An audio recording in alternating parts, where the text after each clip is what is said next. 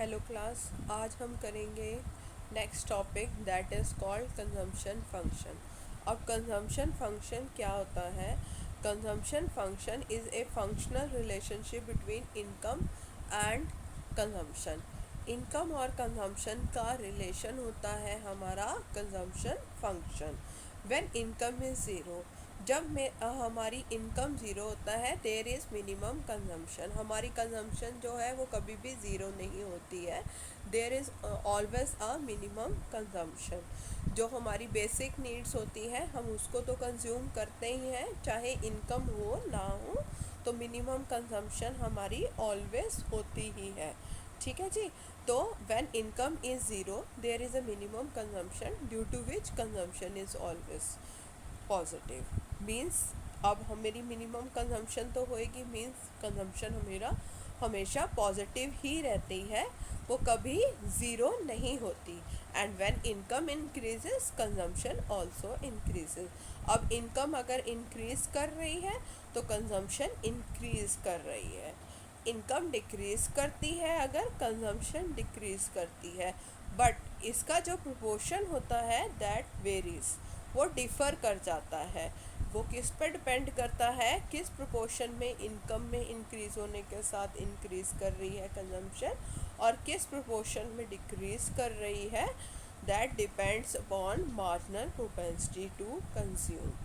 तो हम consumption functional होता है functional relation of consumption with income.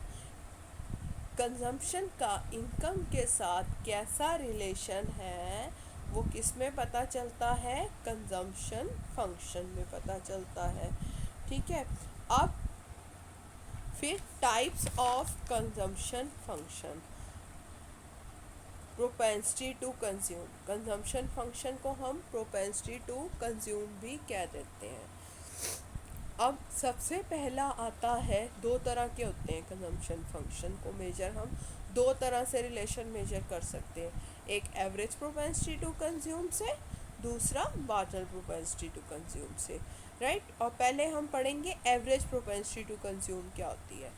Average propensity to consume is the ratio between total consumption and total income at a given level of income in an economy। Given level of income में अगर मुझे income दे रखी है, उस level में income और consumption का क्या रेशो क्या है, उसकी कंजम्पशन ओवर इनकम है ना, उसका रेशो क्या है, वो किससे पता चलेगा? Average propensity to consume. Means अगर एवरेज प्रोपेंसिटी टू कंज्यूम निकालना है मैंने, तो वो कैसे निकलेगा? Consumption over income at given level of income. अगर गिवन लेवल ऑफ इनकम दे रखी है तो कंजम्पशन ओवर इनकम कितनी होगी, तो वो किससे पता चलेगा मेरे को? एवरेज प्रोपेंसिटी टू कंज्यूम से। ठीक है। फिर अब क्या आते हैं, इसके हमने कुछ फीचर्स निकाले हैं। ठीक है। सबसे पहला फीचर्स आता है average propensity, it break even point A P C is equal to 1। Means A P C 1 होती है कहाँ पे? ब्रेक इवन पॉइंट पे। ठीक है। ब्रेक इवन पॉइंट क्या होता है? ब्रेक इवन पॉइंट वो पॉइंट होता है जहाँ पे कंजम्पशन जो होती है that is equal to income. अब कंजम्पशन अगर इनकम के इक्वल होएगी तो ए पी सी 1 आएगा। कैसे 1 आएगा? Because A P C is equal to C over Y. ठीक है। कंजम्पशन ओवर इनकम होती है, राइट। और सी की वैल्यू भी सेम है, वाई की वैल्यू भी सेम है, तो क्या आ जाएगा? A P C is equal to 1। ठीक है। तो फर्स्ट हमारी ये क्या बन गई प्रॉपर्टी या feature? A P C is equal to 1 at break even point, क्योंकि consumption is equal to income हो जाएगी। To the left of break even point A P C is more than 1। अब अगर हम उसके लेफ्ट में हैं तो ए पी सी 1 से ज़्यादा होगा। क्यों 1 से ज़्यादा होगा? क्योंकि अगर लेफ़्ट में है ना हम, तो हमारी कंजम्पशन ज़्यादा हो रही है, उतनी इनकम नहीं है। हमारी नेसेसिटीज़ की कंजम्पशन ज़्यादा है, इनकम से ज़्यादा है। तो क्या होगा हमारा? A P C is greater than 1।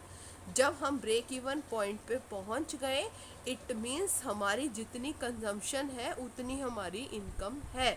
But अगर हम लेफ्ट साइड में है ब्रेक इवन पॉइंट के, मीन्स हमारी इनकम कम है कंजम्पशन से, तो क्या होगा मेरा APC ग्रेटर देन 1 होगा। इनकम कम है कंजम्पशन से, मीन्स अपर पोर्शन ज़्यादा है, कंजम्पशन ओवर इनकम होता है APC का फॉर्मूला।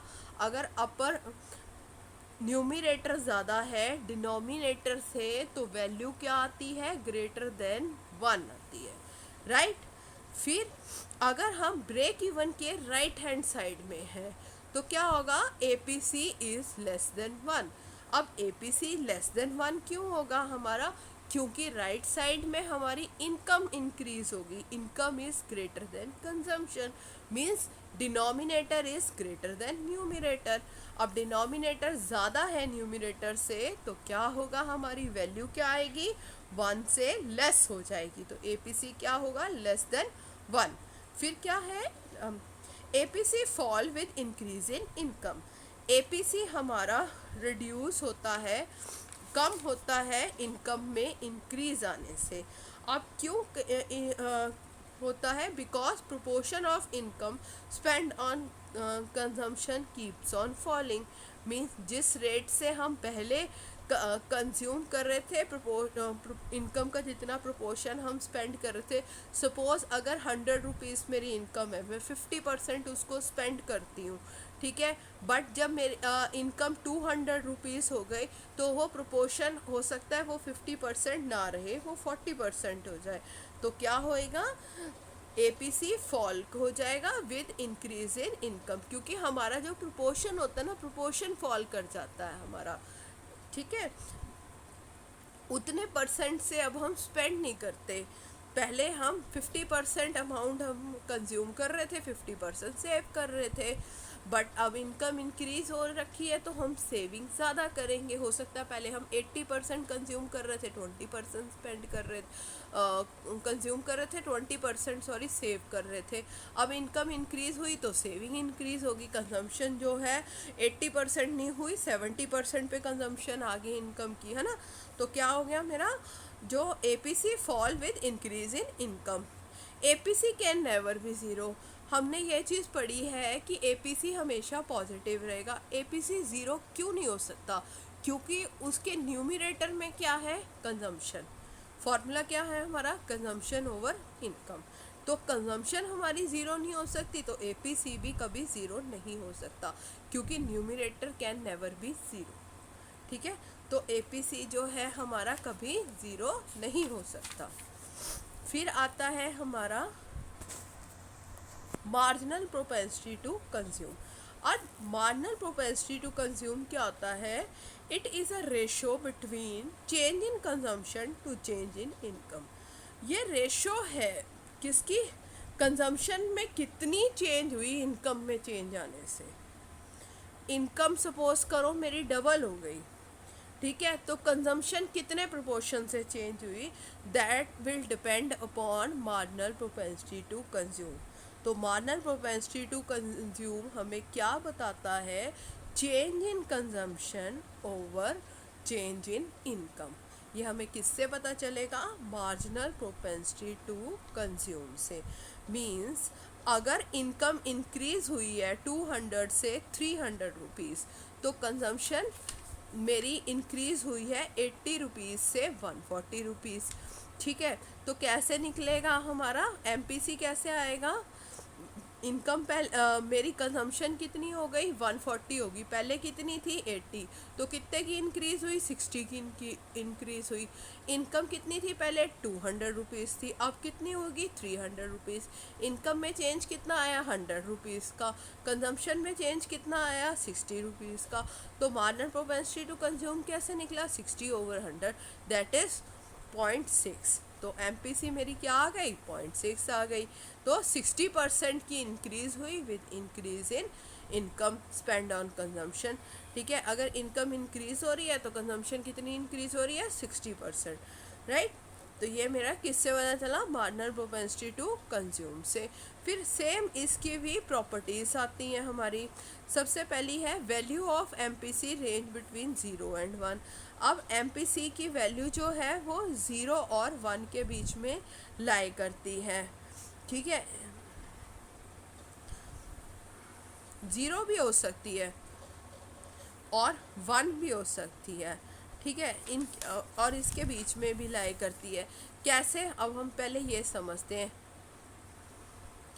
एमपीसी बेसिकली, अगर मुझे ये चीज़ पता चल गया है हमें कि एमपीसी होता क्या है, रेशियो होती है चेंज इन कंजम्पशन और चेंज इन इनकम की, ठीक है। तो इट मीन्स ये क्या, इससे क्या पता चलता है, इससे स्लोप पता चलता है। मुझे कंजम्पशन कर्व का क्या पता चल रहा है, स्लोप पता चल रहा है, ठीक है। इस चीज़ से मुझे क्या पता चल रहा है, कंजम्पशन का स्लोप पता चल रहा है, राइट। कांस्टेंट वैल्यू होएगी अगर एमपीसी की, indicate that consumption curve is a straight line. अगर एमपीसी की वैल्यू सेम होती है, ठीक है, तो क्या होएगा, तो हमारी जो कंजम्पशन कर्व होएगी ना वो स्ट्रेट लाइन होएगी, अगर एमपीसी स्ट्रेट होएगी। क्योंकि जो कंजम्पशन की स्लोप है वो कैसी होगी, वो किससे पता चलती है, एमपीसी से मेजर पता चलती है, ठीक है।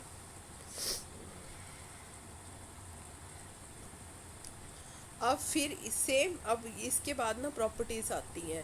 प्रॉपर्टीज़ में क्या है, सबसे पहले आता है value of MPC range between 0 and 1। Second one आती है if entire additional income is spend, change in consumption is equal to change in income, implies MPC is equal to 1, ठीक है। अगर सारी की सारी जितनी इनकम इंक्रीज़ हुई है, सारी की सारी अगर हम कंजम्पशन पे लगा देते हैं तो एमपीसी कितना हो जाएगा, 1 हो जाएगा, ठीक है। मतलब change in income is equal to change in consumption हो जाएगी, तो मेरा क्या होएगा, एमपीसी इज़ इक्वल टू 1 हो जाएगा, ठीक है। अब फिर क्या है, इसकी वैल्यू 0 और 1 के बीच में लाई करती है। If entire income is saved then change in consumption is equal to 0, implies MPC is equal to 0। अगर जितनी एडिशनल इनकम है, मतलब इनकम जितनी चेंज हुई, सपोज करो 100 से 200 रुपीज़ हुई, बट मैंने कंजम्पशन इंक्रीज़ ही नहीं करी, तो एमपीसी क्या हो जाएगी, 0 हो जाएगी। हमने पढ़ा एपीसी कभी 0 नहीं हो सकती, एमपीसी 0 हो सकती है, ठीक है। वो कब होएगी, कौन सी कंडीशन में 0 होएगी, मेरी इनकम इंक्रीज़ हो रही है अगर हमारी, बट जो कंजम्पशन है वो इंक्रीज़ नहीं हो रही है, सेविंग कर रहे हैं हम। इनकम इंक्रीज़ होने से सेविंग अगर इंक्रीज़ हो रही है तो क्या आएगा, एमपीसी इज़ इक्वल टू 0 हो जाएगा। अगर इनकम जो इंक्रीज़ हो रही है सारी की सारी हम कंजम्पशन पे लगा रहे हैं तो एमपीसी इज़ इक्वल टू 1 हो जाएगा, राइट।